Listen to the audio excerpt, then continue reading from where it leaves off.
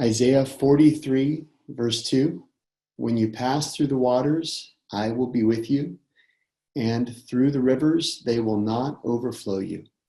When you walk through the fire, you will not be scorched, nor will the flame burn you. Isaiah 43, verse 2.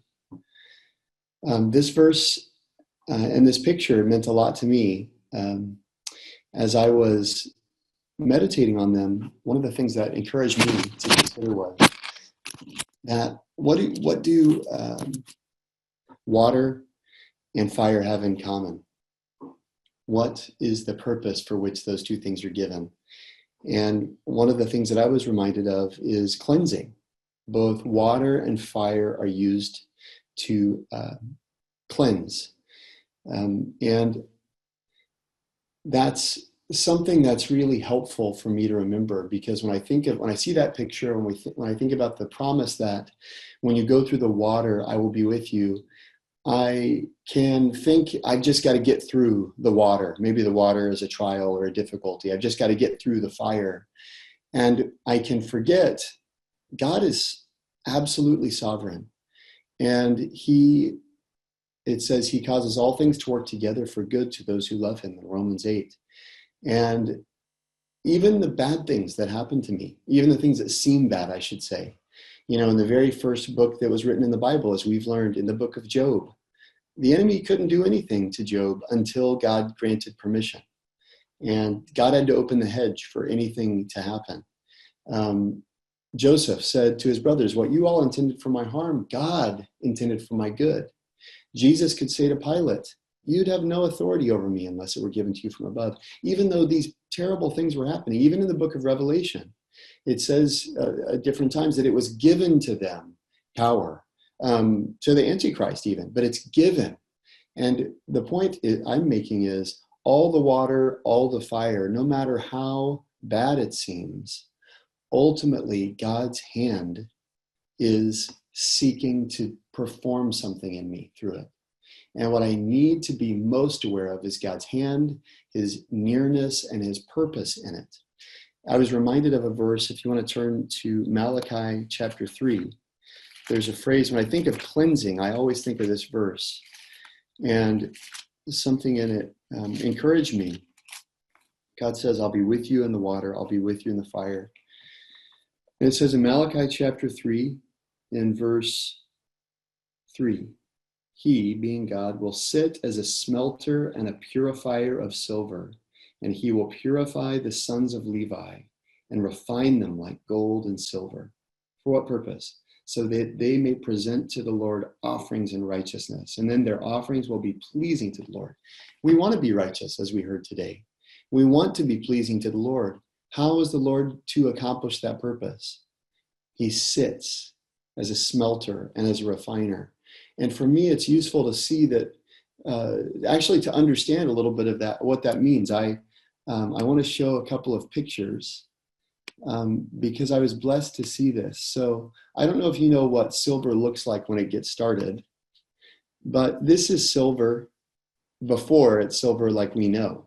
It's silver ore. And what ore means is it's a rock, basically, and there's silver in it. You can see, here's a closer picture, the refiner, the smelter, this silver is about to go through smelting.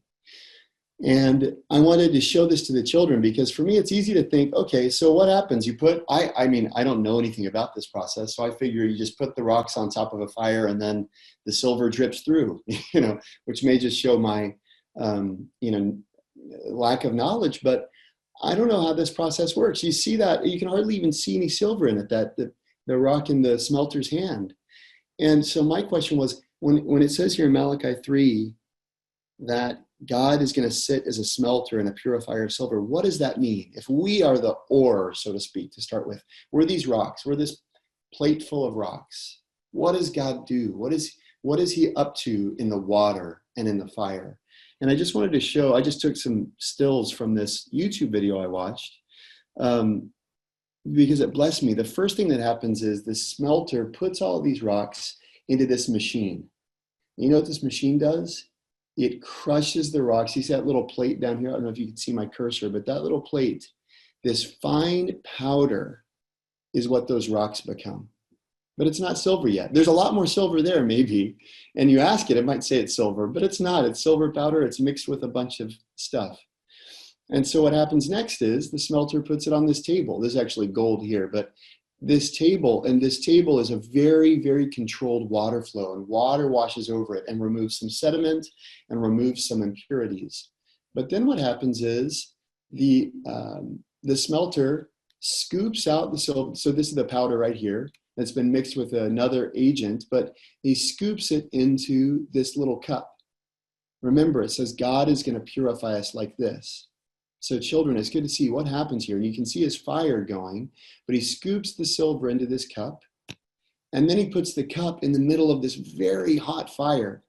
And he doesn't do anything until the cup and the silver are ablaze. And the difference between these two is it's in the same fire, but it's absorbing all the heat right now. That's why there's not a flame coming out of the top. But when the flame starts coming out of the top, the smelter knows it's time. And then he uses these tongs, he puts on gloves, and he pours this molten silver, and there's still plenty of other things, but he pours it into a mold here.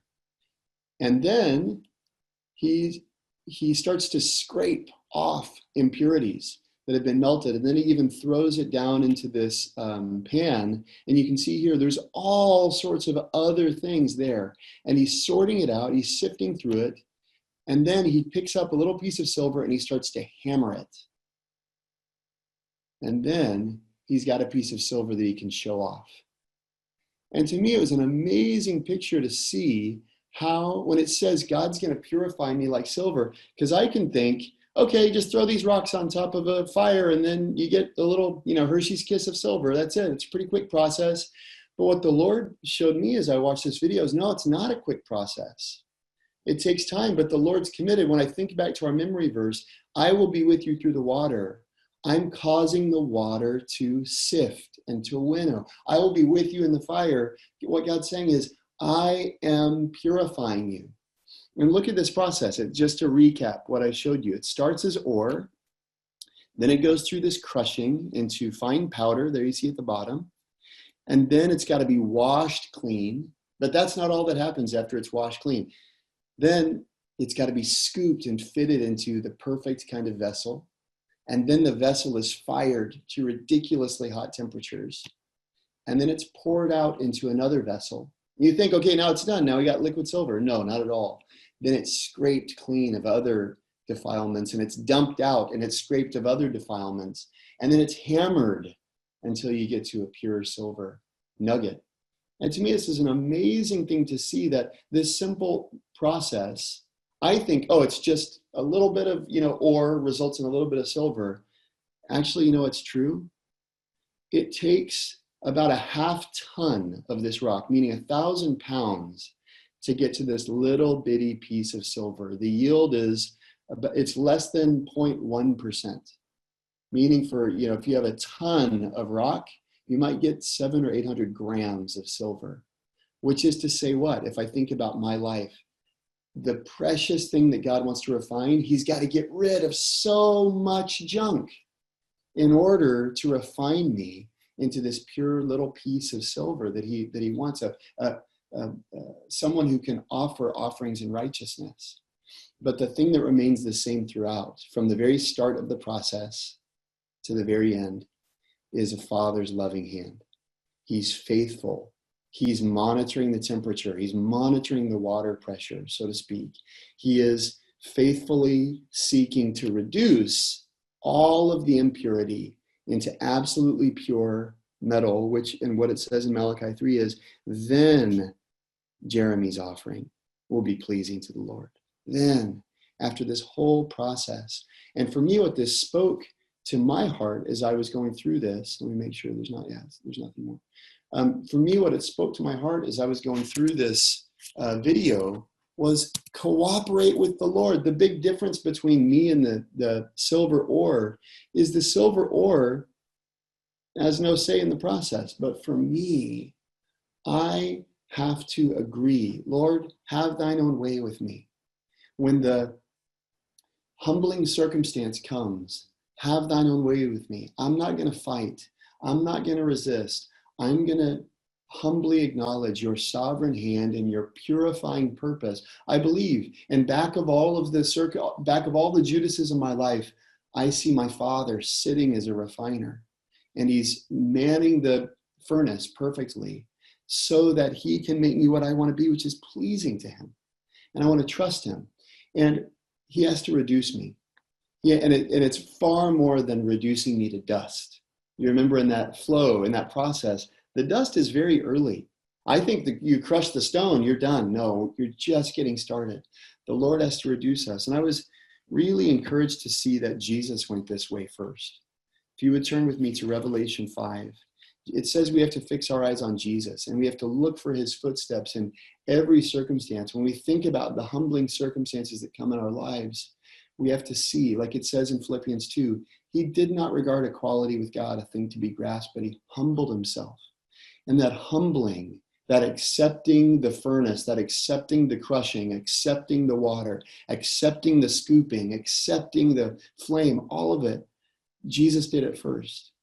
And he is our example. He's our forerunner in his willingness to become nothing. I would invite you, please, to look with me at Revelation 5. It says, in verse 2, it says, I saw a strong angel proclaiming with a loud voice, who is worthy to open the book and break its seals? And no one in heaven or on earth or under the earth was able to open the book or look into it. And John began to weep greatly because no one was found worthy. But then one of the elders said, stop weeping. Behold, the Lion that is from the tribe of Judah has overcome. And my family and I, we've been watching a lot of lion videos recently, for whatever reason. And a lion, what you got to know about a lion is they're so majestic, they're so awe-inspiring, they're so strong and awesome. They really are the king of the jungle, the king of the savannah, whatever. And I can imagine John thinking, finally, there's someone strong enough. There's someone awesome enough to open the book. And you know what it says? It says he turns around.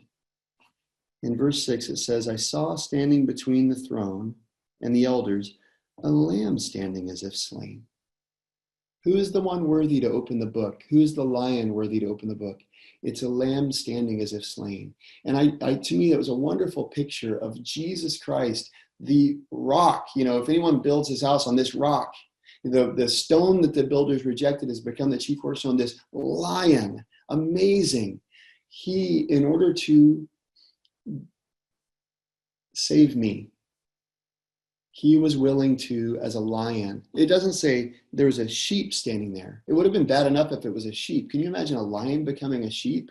Sheep are, generally speaking, known as the dumbest and most helpless animal. But it doesn't say that Jesus stood as a sheep. It says he was a lamb.